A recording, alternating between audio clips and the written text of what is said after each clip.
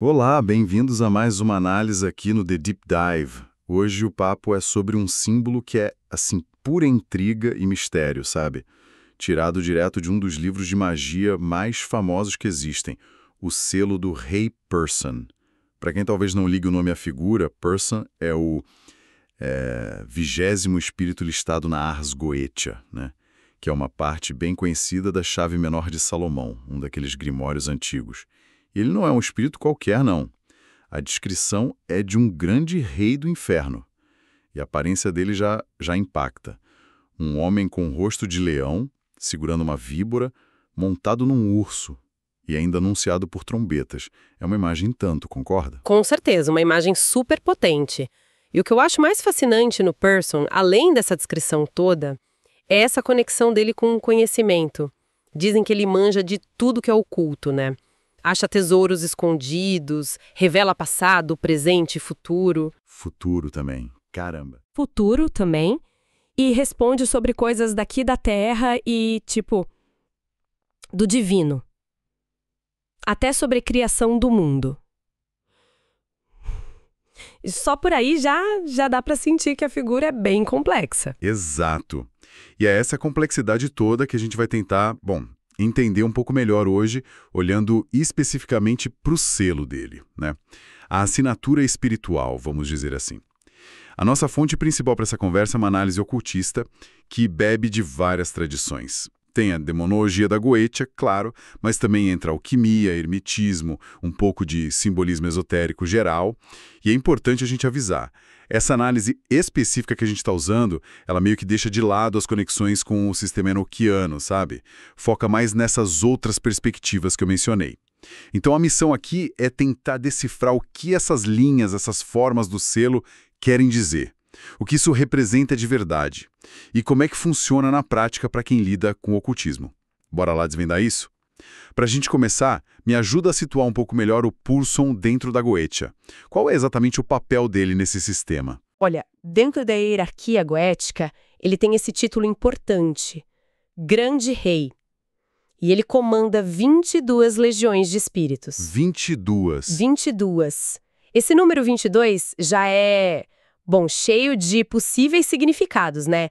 Tem gente que associa aos 22 caminhos da árvore da vida na Cabala, ou às 22 letras do alfabeto hebraico, que, para algumas tradições, são meio que os blocos de construção da realidade. Mas a função principal dele, o cargo, digamos assim, é revelar, saber todas as coisas ocultas.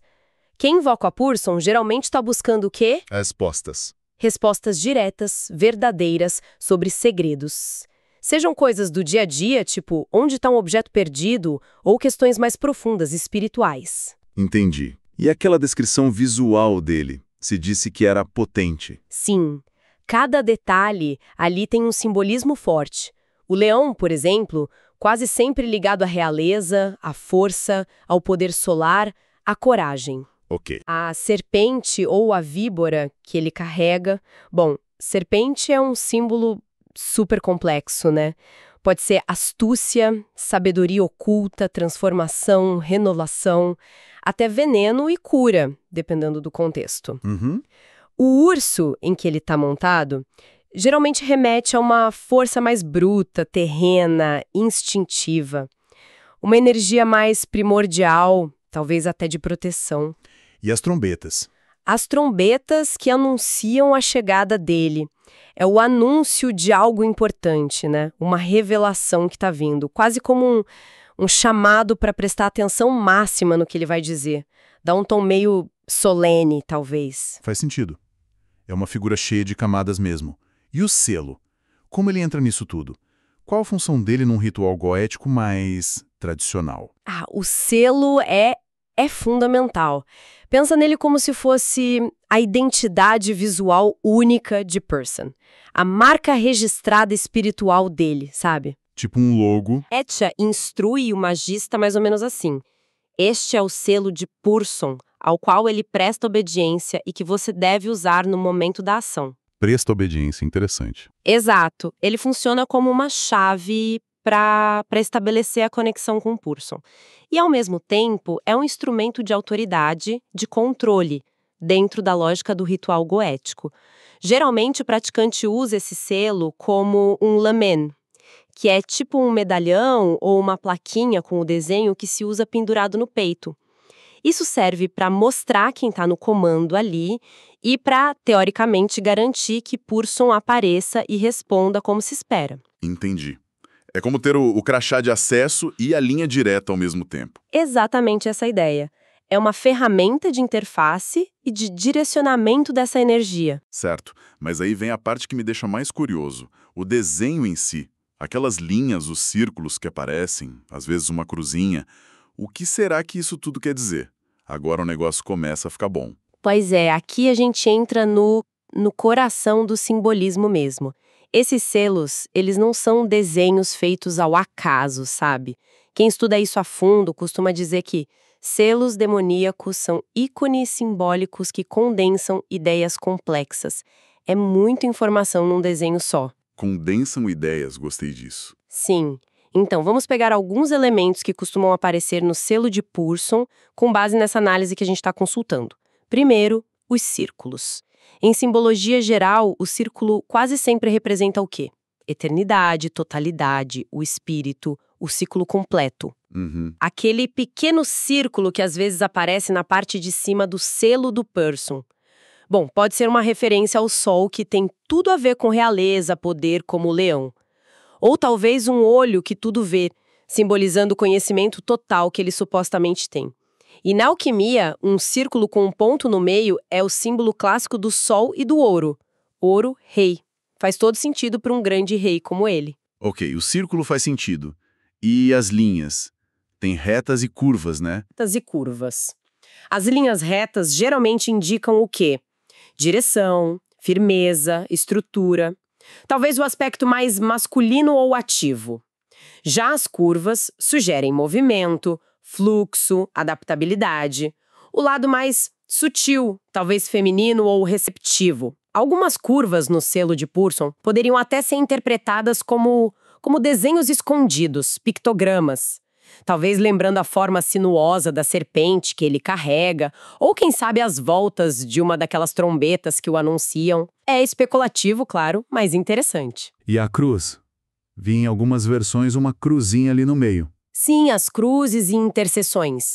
Em algumas representações do selo, aparece mesmo uma forma que lembra uma pequena cruz, às vezes bem no centro.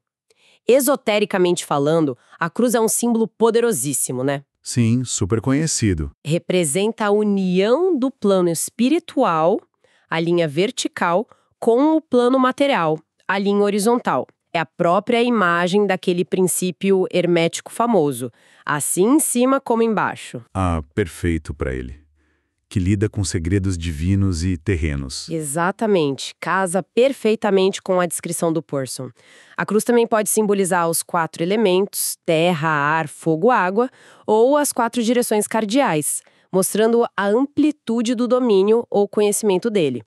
Ou, numa visão mais prática dentro da magia, pode servir para fixar a energia, a essência do espírito naquele símbolo, como um ponto de ancoragem. Fascinante. E tem aquela ideia que eu acho incrível de que esses selos não foram simplesmente inventados por um mago qualquer, mas que eles foram de alguma forma recebidos, revelados.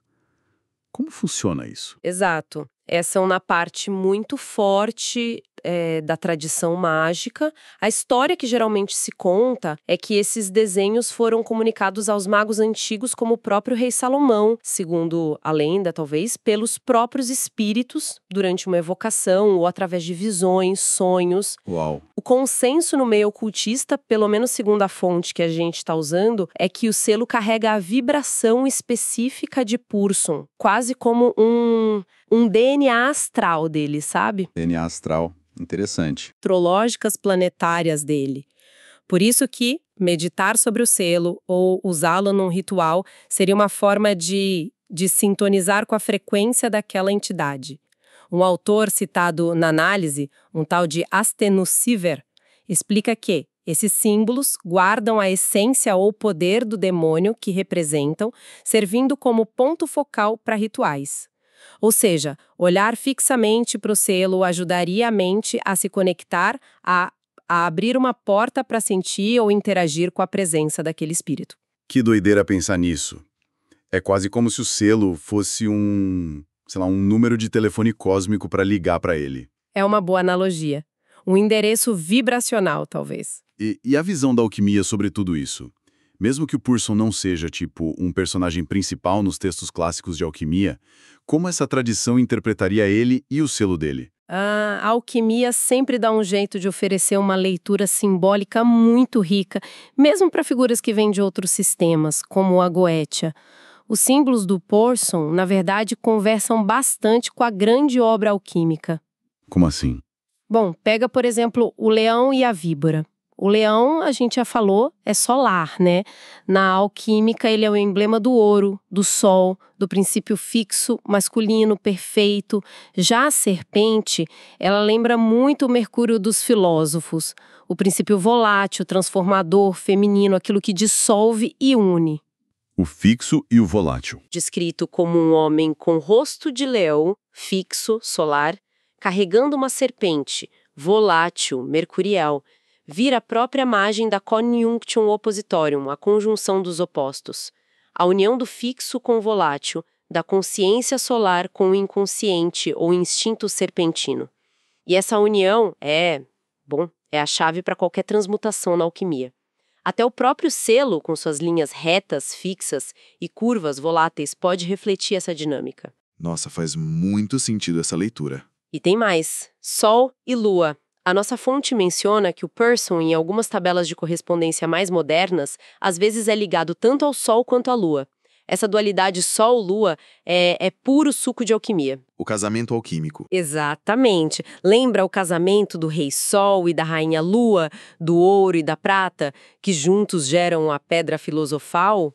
O Pearson parece integrar essas duas energias, talvez como o deus egípcio Horus, que também tinha essa coisa dupla de Sol e Lua. Ele seria, então, um ponto de equilíbrio entre o poder ativo, diurno, Sol, Leão, e a sabedoria receptiva, noturna, Lua, Serpente, conhecimento oculto. Um integrador de opostos. Isso. E, por último, o lance dos tesouros escondidos. A fama dele de encontrar tesouros literais, de verdade. Isso serve como uma metáfora perfeita para a busca alquímica. A busca pelo ouro escondido dentro da matéria-prima, que é aparentemente sem valor. Ou, numa leitura mais psicológica, a busca pela sabedoria espiritual, pelo self, escondido dentro de nós mesmos, da nossa psique. Ah, o tesouro interior. Exato. Nesse sentido, o selo do Pearson vira quase um lembrete dessa transformação possível, um símbolo para meditar sobre como transformar a nossa própria matéria bruta, ignorância, medo, limitações, em ouro, sabedoria, coragem, potencial realizado. Transformar a pobreza interior em riqueza de espírito. Caramba! Então, pela alquimia, ele seria quase um agente dessa transformação interna, desse equilíbrio de forças dentro da gente. E o hermetismo, aquela filosofia do assim em cima como embaixo, como ela complementa essa leitura? O hermetismo vem para reforçar ainda mais essa ideia de equilíbrio e principalmente de conexão entre os mundos. Aquele princípio-chave da Tábua de Esmeralda. O que está embaixo é como o que está em cima e o que está em cima é como o que está embaixo. Bom, isso é cara do Pearson. Totalmente. Ele domina segredos divinos, o que está em cima, e segredos terrenos, o que está embaixo. Então, ele personifica essa ponte, essa conexão vital entre o macrocosmos, o universo, e o microcosmo, o ser humano. Aquela cruzinha que pode aparecer no selo, como a gente falou, vira a imagem visual perfeita dessa ponte. Faz todo sentido.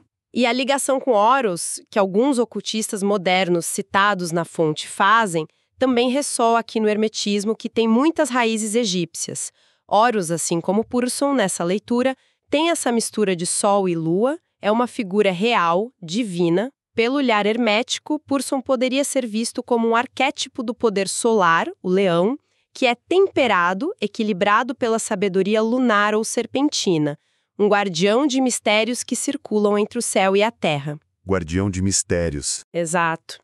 E não dá para ignorar também a possível leitura via numerologia e cábala, mesmo que seja uma interpretação mais, digamos, sincrética, moderna. Aquelas 22 legiões que ele comanda. O número 22 de novo. Pois é, esse número 22 grita cábala para quem estuda o assunto. Remete direto às 22 letras hebraicas, que são também os 22 caminhos na árvore da vida.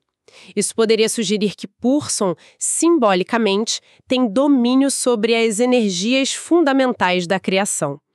A fonte até menciona uma ideia interessante, que ele teria vindo das ordens angélicas das virtudes, ligadas a Netza, a esfera da intuição, da emoção, e dos tronos, ligadas a Bina, a esfera do entendimento, da estrutura. Anjo caído, então. Nessa visão, sim. E essa origem dupla o colocaria numa posição única, transitando entre a intuição, Netza, e a razão estruturada, Bina. Talvez buscando um ponto de equilíbrio ali em Tiferet, a esfera do sol, da beleza, do coração iluminado. Que complexo isso. Muito. E o selo, nesse contexto cabalístico hermético, poderia ser usado até como um yantra, um diagrama sagrado, para meditar sobre essa integração de forças, sobre como equilibrar intuição e razão na nossa própria vida. Tem gente que vê Purson até como uma espécie de intermediário para inteligências divinas superiores, misturando Goetia e hermetismo de um jeito bem particular, como a fonte aponta. Puxa, é muita camada de significado mesmo. A gente entendeu a teoria, o simbolismo denso por trás do selo. Mas vamos para o concreto agora. Como é que o pessoal usa esse selo na prática, hoje em dia? Quais são as abordagens? Boa pergunta. A análise que a gente está usando aponta basicamente 3 usos principais. E eles mudam bastante dependendo da intenção e da linha de trabalho de quem está usando, sabe? Ok, quais são? O primeiro é a evocação cerimonial. Esse é o jeito clássico que vem direto da Goetia. É o mais famoso, talvez. Provavelmente. Nesse caso, o selo geralmente é gravado em metal ouro ou prata, são os preferidos, talvez espelhando aquela dualidade sol-lua que a gente falou sobre o Purson, ou então é desenhado com cuidado em pergaminho virgem. O mago, o praticante, usa esse selo, normalmente pendurado no peito como um lamen, ou então o coloca dentro do chamado triângulo de manifestação, que é onde o espírito supostamente deve aparecer. E para quê? A ideia aqui é usar o selo para chamar, para fixar a presença de Purson e, na lógica da Goetia, para comandá-lo, usando a autoridade conferida pelo selo e por nomes divinos para obter as respostas ou a ajuda que se busca. E, claro, o selo também serve como uma proteção para o magista durante esse processo, que é considerado perigoso. Entendi. Comando e proteção. Isso. Aí tem uma segunda abordagem que é mais moderna, muitas vezes ligadas a correntes que buscam uma relação menos hierárquica ou conflituosa com esses espíritos. A meditação e contato espiritual. Como funciona essa? Aqui o selo vira um foco visual. A pessoa pode meditar olhando fixamente para ele ou usá-lo em práticas de scrying, que é aquela técnica de olhar para uma superfície reflexiva, como um espelho negro ou uma bola de cristal, para ter visões ou insights. Ah, tipo uma porta de entrada. Exato. O objetivo não é tanto comandar, mas sim entrar na sintonia de Purson. Buscar receber ideias, inspiração, respostas de forma mais intuitiva, quase como um diálogo interno ou uma conexão telepática. Para ativar o selo nesse sentido, o pessoal costuma usar elementos associados a ele. Velas, roxas ou amarelas são cores frequentemente ligadas a Purson, incensos específicos, o líbano é um clássico para espíritos solares ou de conhecimento, e às vezes cantam o En dele, que é tipo uma frase curta, um mantra, em uma língua demoníaca que serve para chamar a atenção daquele espírito específico. O En de Purson é Ana Gekori Onka Purson. Ana Gekori Onka Purson. Interessante. A busca aqui é mais por conexão, por relacionamento, por aprendizado mútuo, talvez. Faz sentido uma abordagem diferente. E a terceira? A terceira é o uso para proteção e autoridade, mas de um jeito um pouco diferente do ritual clássico. Proteção. Usar o selo de um de um rei do inferno para proteção. Parece contraintuitivo. Parece, né? Mas tem uma lógica. Em 2 níveis. Primeiro, dentro do próprio ritual goético, como a gente já falou, o selo confere autoridade sobre Purson. Isso por si só já é uma forma de se proteger, de garantir que ele não vá, enganar ou prejudicar o magista. É uma proteção pela autoridade. Ok, dentro do ritual, entendi. Mas fora? Fora do ritual, existe a prática de consagrar o selo de Purson de uma maneira específica para que ele funcione como um talismã. Um talismã para buscar a proteção ou a ajuda de Purson em áreas que são da jurisdição dele. Como assim? Por exemplo, já que ele é conhecido por revelar a verdade e desmascarar mentiras, o selo poderia ser usado como um amuleto para se proteger de enganos, fofocas, trapaças. Ou, como ele também acha tesouros, talvez para proteger bens materiais, negócios. Ah, entendi.